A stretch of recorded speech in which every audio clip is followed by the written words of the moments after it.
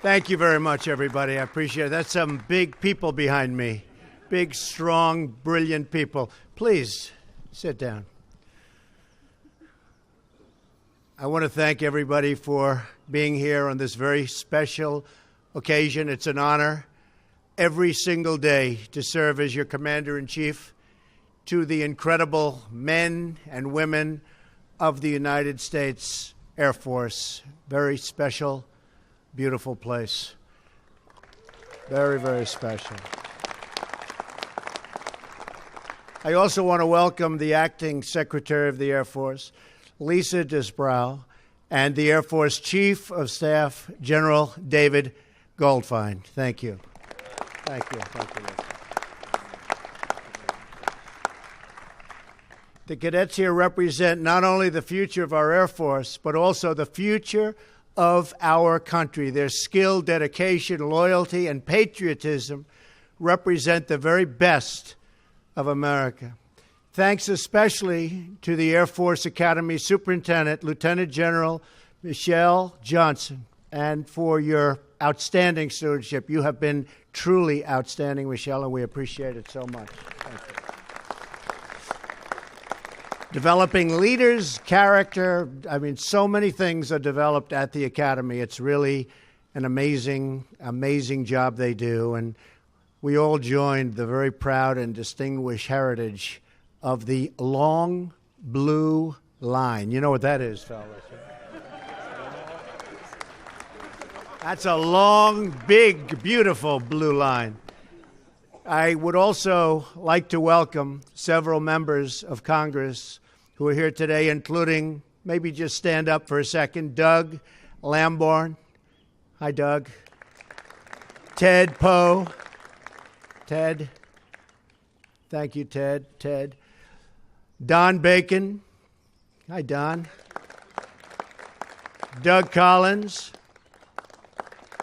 And my friend, Martha McSally, who, by the way, I think can fly a plane maybe better than anybody up here. She's the real deal, right, Martha? She's tough. She likes a certain plane, which I'm going to mention in a minute. She specifically likes a certain aircraft, right? Thank you very much. And how's healthcare coming, folks? How's it doing? All right, we're moving along? All right. I think it's time now, right? Right? They know it's time. Thank you. Thank you for being here, folks. We're also pleased to be joined by the Secretary of Veterans Affairs, David Shulkin, who's doing an incredible job with the veterans. Thank you, David. Thank you, David. Taking care of our veterans, for me, and this has been one of my absolute highest priorities, and the highest priority just about of the administration, and David is working tirelessly to deliver the care our veterans so richly deserve. And it should have happened years ago, but it's happening right now. So thank you very much, David. Our Treasury Secretary, Steven Mnuchin, is here with us as well. Steven is determined to bring jobs and prosperity back to the United States, and he is really doing some very great service with a very complicated set of circumstances, and it's working out well. So, Steven, thank you very much. Finally, and in this particular case, David and Stephen and Congress folks, we have to say this. We are truly and deeply proud to welcome the Falcons of the United States Air Force Academy to the White House, most importantly. Congratulations to you all. Coach Calhoun, you and your team had quite a season. Like good Air Force guys, you flew under the radar to victory. You know, we're buying a lot of those under the radar planes, you know. In fact, you can fly over the radar. You're still not going to detect them. They cost a lot of money, I'll tell you that.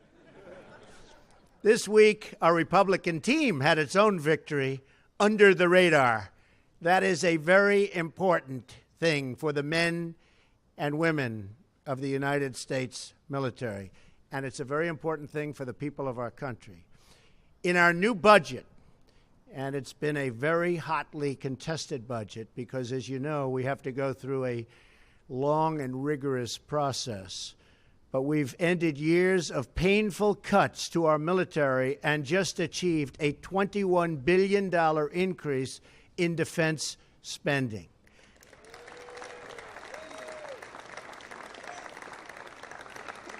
And we didn't do any touting like the Democrats did, by the way. Not only did we achieve this massive and badly needed increase in defense, but we did so without having to put in place an equal increase in non-defense spending, breaking the so-called parity rule that was breaking our budget and degrading our military. And that's not happening anymore. That I can tell you with surety. So you're going to have the money we need and the equipment we need. There will never be a time, I will tell you this, when we will be spending more money. We are doing the necessary funding. We're going to have the finest equipment of all types, whether it's airplanes or ships or equipment in general, that we've ever had in the history of our country. We are taking care of our military, and we're not going to go back to what we were doing for the last long period of time. Our military is going to be taken care of. That I promise you. Thank you. Thank you, folks. With this major investment in America's national defense, a core campaign promise of mine, we are at last reversing years of military cuts and showing our determination and resolve to the entire world. And believe me, the entire world is watching. And we have resolve like never, ever before. These long-awaited increases will make America more safe and more secure and give our amazing service members the tools, equipment, training, and resources they need and they very much deserve. To top that, we achieved the single largest increase in border security funding in 10 years. So we have more money now for the border than we've gotten in 10 years. The Democrats didn't tell you that. They forgot. In their notes, they forgot to tell you that. With enough money to make a down payment on the border wall. I think they'll go back and check their papers. This includes swiftly replacing ineffective and failing fencing and walls with an unbreakable barrier. So we're putting up a lot of new walls in certain areas. We're putting up a tremendous amount of money to fix the existing structures that we have, some of which we can keep into the future. They're in good shape, but we have to bring them back to the highest level. We'll be doing that with this payment. And make no mistake, we are beginning to build the wall, and we will keep out the gang members, criminals, drug and human traffickers that threaten our citizens and that threaten our security. Any member of Congress who opposes our plans on border security, and I know these folks didn't, is only empowering these deadly and dangerous threats, and we will not put up with it, and the public won't put up with it. This bill also includes important health care resources for our great coal miners who have not been treated well, but now they're being treated very well, and continues to make funding available so inner-city children here, right in the nation's capital, can go to the school of their choice. Choice is so important. After years of partisan bickering and gridlock, this bill is a clear win for the American people. We brought lawmakers together from both sides of the aisle to deliver a budget that funds the rebuilding of the United States military, makes historic investments in border security, and provides health care for our minors and school choice for our disadvantaged children. Very importantly, there is no long-term bailout for the insurance companies that the Democrats desperately wanted to subsidize, donors, the badly failing Obamacare. Do you know what a donor is, fellas? You'll learn when you get a little older. You'll learn about donors. I used to be a donor. Used to get everything I wanted. This is what winning looks like. Something that you folks really know a lot about. What a record. The Falcons had 10 wins and only 3 losses, a tremendous achievement, and they played tough, tough teams. And they played some teams that were slightly larger, right, Coach? Oh, yeah. Slightly. Coach is saying, boy, they're big, but you'd beat them, right? We did. You'd beat them. He knows how to win. Just spoke to Bob Kraft of the New England Patriots, right? And he gave you a little pep talk. Yes, sir. And he's a big fan, too. But we know one thing. As good as his coach is, even he says he's not replacing Belichick. Is that right? But someplace else.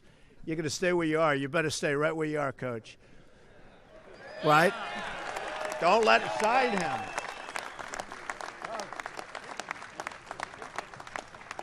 He better never leave us. He better never leave. And the Falcons, not only that, but finished very strong. You ended the season with 6 straight victories, including a win in the Arizona Bowl, which is a big deal. Who did you beat? We beat South Alabama. South Alabama, good team, too. But we all know the games that you're most proud of. I shouldn't say this, because I love these teams, too. Should I say it?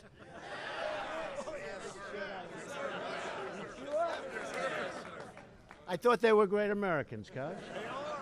All right, the games they were most. They beat Navy, good team. Do I have to give the score? Yes.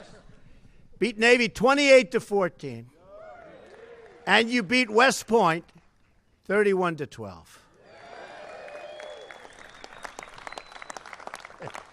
Does anybody feel guilty that you made me do that? No? It's a great privilege for me, for the first time, to present you the Commander-in-Chief's Trophy. My first time. Established in 1972, the Commander-in-Chief's Trophy has been claimed by the Air Force Academy. This is pretty hard to understand. You did go under the radar, Coach. I mean, it's really an amazing thing. A record, listen to this, 20 times. You have the record. More than any other of the service academies. Pretty amazing.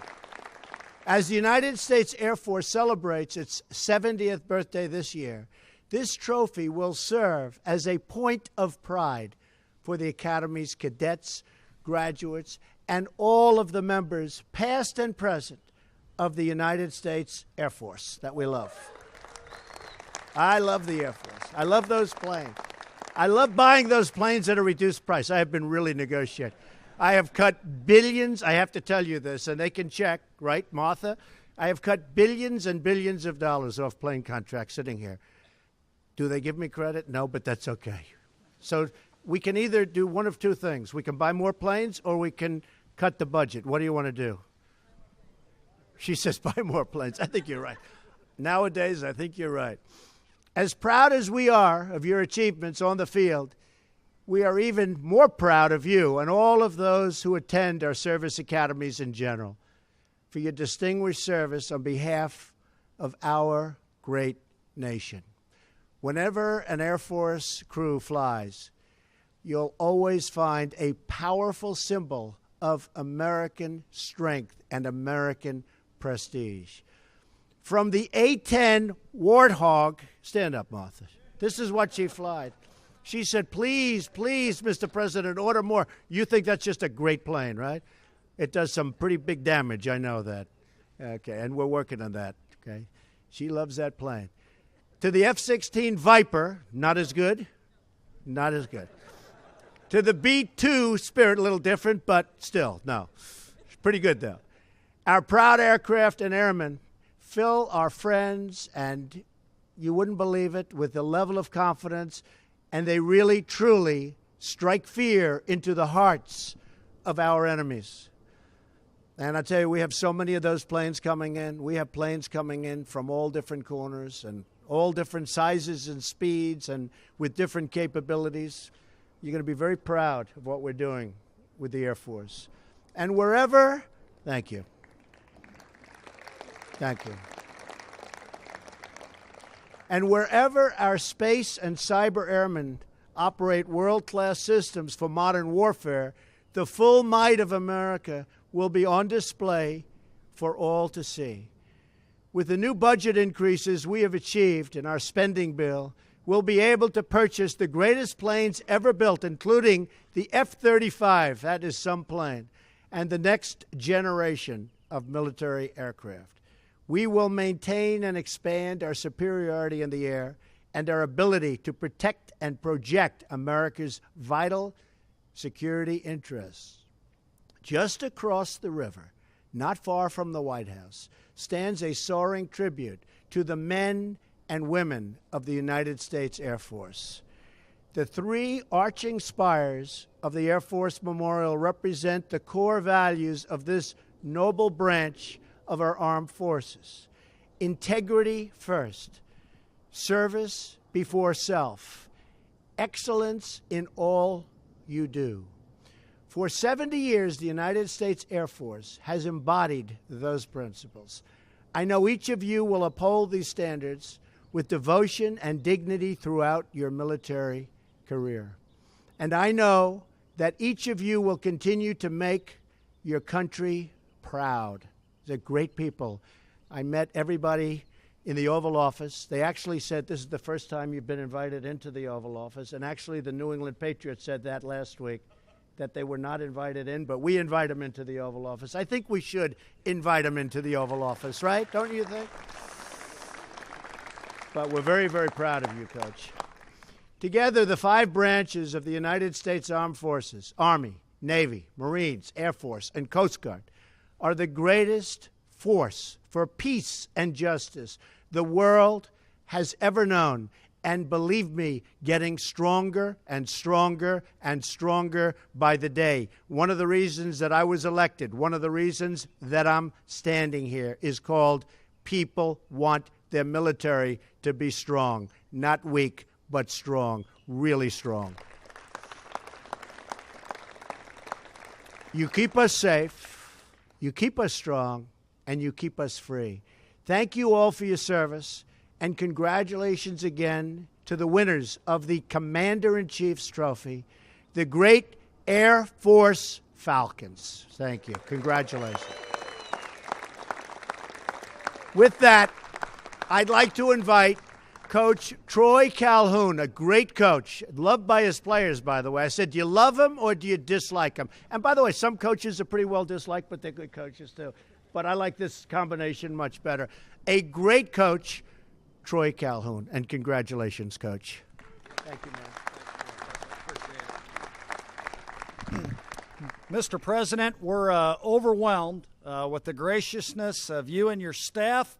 This certainly has been an unbelievable trip for our young men and young women that have been able to come along. And we are so proud in only 3 weeks under your command, they will become commissioned and second lieutenants in our United States Air Force. And what they will bring is courage, integrity, boldness, and unquestionably, they're champions, but more than anything else, they're absolute winners. So, ladies and gentlemen, the young men and young women of the United States Air Force Academy.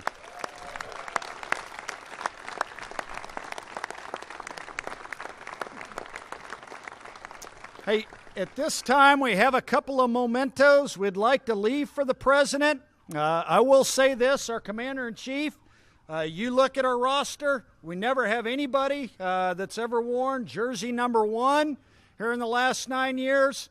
Yeah, I think we got a new tenant holder to that spot. So, sir, I'm going to invite up Weston Steelhammer and Jacoby Owens, 2 of our captains, to present a little gift to you.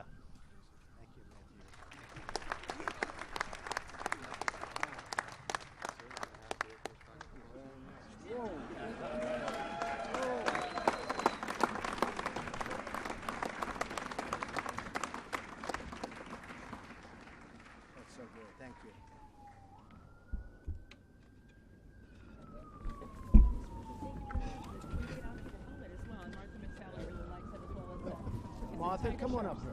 It's a tiger shark How about our helmet. members of Congress? Come on up. It's a tiger shark helmet that commemorates from World War II flying tigers, and now A-10s wear this plane as well. So, They won the bowl game in Tucson. Good to see you, Commander in Chief. I love the coloring on there. President, I think you need the chief staff of the Air Force up there, too. Yeah, you do. Oh, let's go. Come on, get up here. Come on, sir. Very good. You hold that. You hold.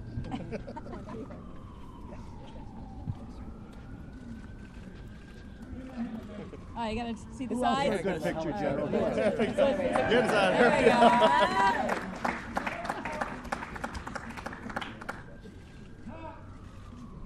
Thank you all very much.